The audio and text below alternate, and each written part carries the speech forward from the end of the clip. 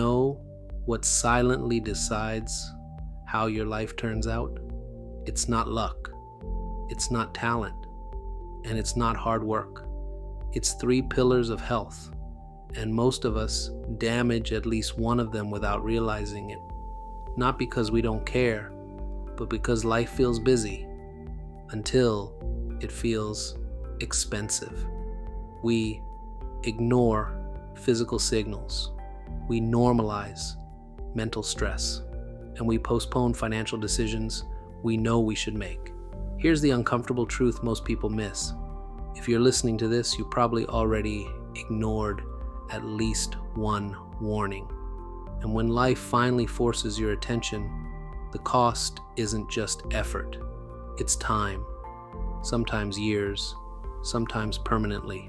But here's the contrast no one talks about, and these matters. This is not a story of fear. It's a story of awareness, because when you notice early, most damage is manageable, often preventable. Welcome to 9 Minutes Ignite.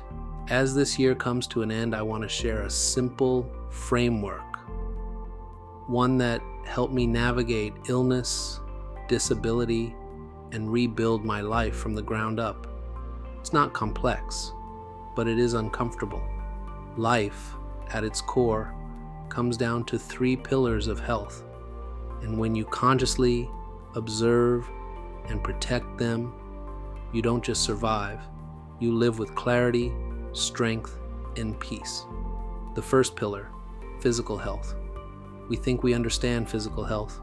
We talk about how we look, our weight, our fitness, our routines. But that's not where physical health actually speaks. It whispers first. A little fatigue you blame on work, a headache you push through, sleep that never feels enough, vision that blurs just a bit and then clears. So you move on. That's how it started for me. Nothing dramatic, nothing urgent, just a small signal. And like most people, I ignored it. I told myself I'd deal with it later. I normalized it. Until one day, later, was no longer an option. That signal didn't disappear. It became permanent. Blindness didn't arrive suddenly in my life. It arrived slowly, while I was busy ignoring a body asking for attention. This is the part we don't like to hear. Illness and disability almost never arrive without warning. Science has been telling us this for decades. Chronic stress keeps cortisol elevated, slowly damaging organs. Poor sleep disrupts repair, immunity, and cognition. Inactivity weakens systems designed to move. Poor nutrition deprives the body of the raw materials it needs to heal. Physical health is not about appearance or fitness goals. It's about response time and daily care. Because when you listen early, the body's remarkably forgiving. When you delay, recovery becomes harder, longer, and expensive. Here's the truth I learned the hard way. Your body gives you time before it takes it away. So don't aim to just live longer. Aim to live healthier. Move your body. Nourish it well. Listen when it speaks quietly. I'm going to commit to practicing and prioritizing my physical health, and I'm confident you will do the same. Together, we can build healthier habits and lead more vibrant lives. The second pillar, mental health, the one that fades before we notice. Mental health rarely collapses overnight. It fades. We call it stress. We call it being busy. We call it life. But the mind keeps score. Attention shortens. Patience thins. Joy becomes effort. Clarity slowly blurs. And most of us don't notice until we see it happen to someone we love. A parent, a grandparent, someone who lived with us. They're physically present, but emotionally disappearing. They look at you and can't remember your name. That moment stays with you because you're not watching someone die physically. You're watching them disappear emotionally right in front of you. For me, That thought is terrifying and deeply personal. I don't want to become a burden on my family. I don't want my loved ones caring for my body while my mind is already gone. Science gives us clarity here.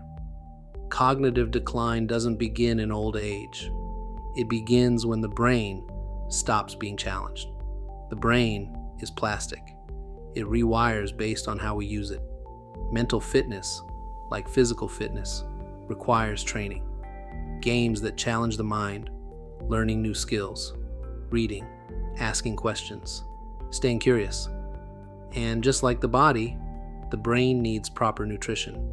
The brain consumes more energy than any other organ. What we eat directly affects memory, focus, and mood.